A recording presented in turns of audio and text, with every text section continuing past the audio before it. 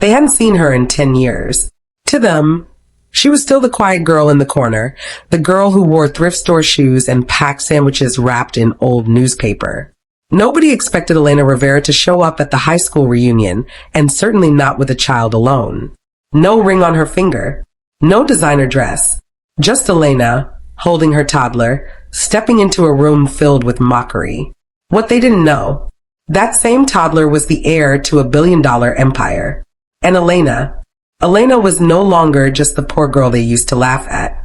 She was the secret wife of one of the most powerful CEOs in the country. The class of Ridgeview High was hosting their 10-year reunion at the upscale La Fontaine Hotel, a place Elena would never have imagined entering a decade ago. The grand chandelier sparkled above her like judgmental eyes. Her heels clicked on marble as whispers trailed behind her. Is that Elena? With a kid? Where's the dad? Typical. She kept her head high. Her son, Noah, held her hand tightly.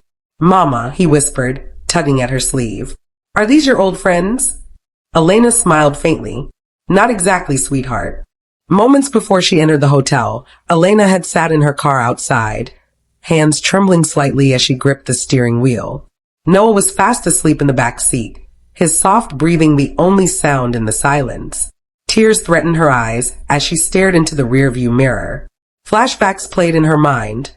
Classmates dumping her books in the hallway, lunchroom whispers, teachers ignoring her.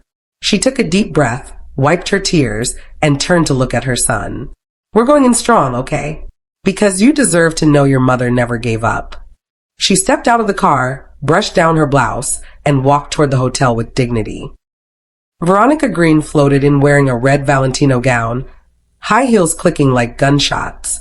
Eyes turned, her platinum hair glowed under the lights, her smug smile already preparing for war. She spotted Elena instantly. Well, look who finally made it out of the thrift store. And with a +1. Tell me, Elena, is the father still in the picture, or was he just a weekend mistake? Laughter erupted. Elena didn't flinch. She glanced at Noah, who buried his face in her coat. Still using your mouth to make others feel small, Veronica? Some things never change. Veronica scoffed. Still using hand-me-downs to fake confidence? From behind, Derek Thompson swaggered over, holding a glass of scotch, designer blazer snug over his gym-built frame. He looked Elena up and down. You look decent, Rivera. Not bad for someone we thought would end up working drive-thru. He raised a brow at Noah. Let me guess. Father ran off. Elena smiled coldly. He's just busy running a few Fortune 500 companies. More laughter. They thought she was joking.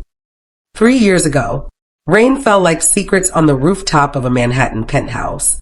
Elena, wrapped in a simple white dress, held hands with Nathaniel Blake. Are you sure about this? She asked.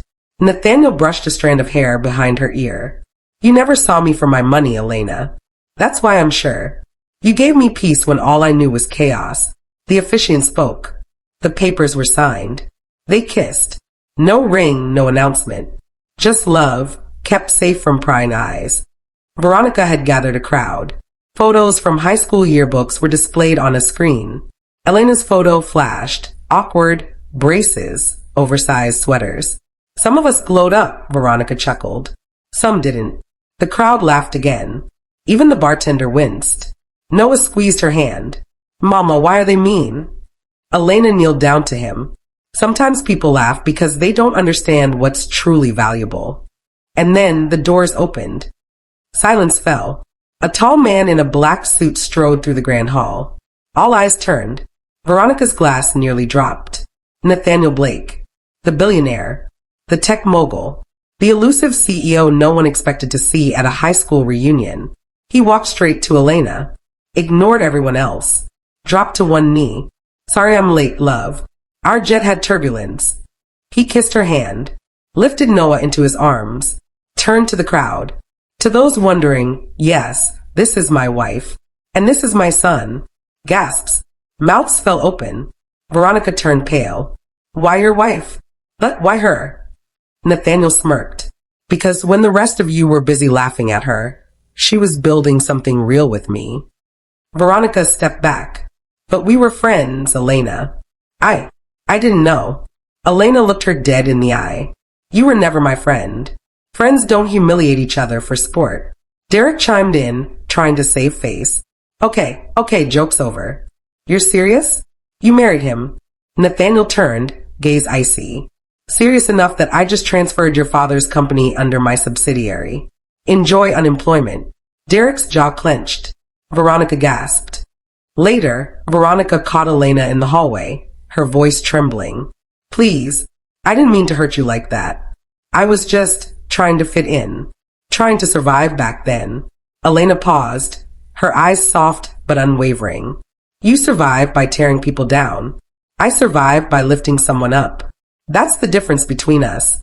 She walked away, and for once, Veronica had no comeback. The rest of the evening blurred.